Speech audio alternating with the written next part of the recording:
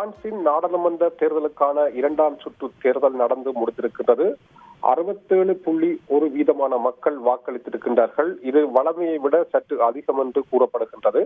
இன்றைய தேர்தல் முடிவுகள் இன்னும் முழுமையாக வெளிவராத போதும் இதுவரை வந்த தேர்தல் முடிவுகளின்படி இடதுசாரி கூட்டணி 172 192 இடங்களையும், தற்பொழுது ஆளும் அரசு கூட்டணி 150 170 இருக்கைகளையும், வலதுசாரி கூட்டணி 132 152 இடங்களையும் பெறும் என்று சொல்லப்பட்டிருக்கின்றது.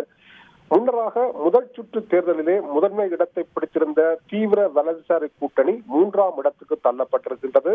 முன்னராக இன்றைய இரண்டாம் சுற்று தேர்தலில் வலதுசாரி கூட்டணியே முதலிடத்தை பிடிக்கும் என்று கருத்து கணிப்புகள் கூறப்பட்ட பொழுதும் கருத்து கணிப்புகளுக்கு மாறாக இன்று 3வது இடத்திற்கு வலதுசாரி கூட்டணி சென்றிருக்கின்றது.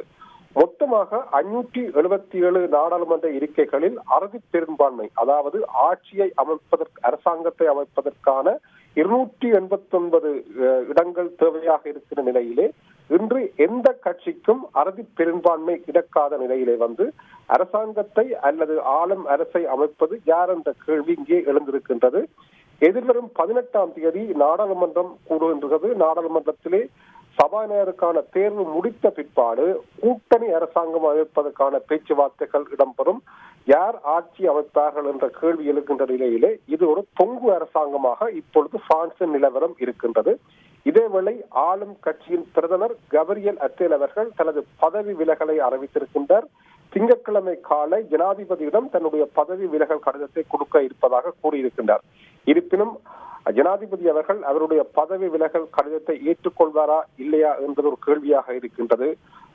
விரைவாக பார்க்கின்ற பொழுது அறுதி பெரும்பான்மை இடங்களை எந்த கட்சியும் பெறாத நிலையிலே ஆட்சியை பிடிப்பது அல்லது அரசாங்கத்தை நிர்வகிப்பது யார் என்ற கேள்வி இப்பொழுது பிரான்சுக்கு எழுந்திருக்கின்றது.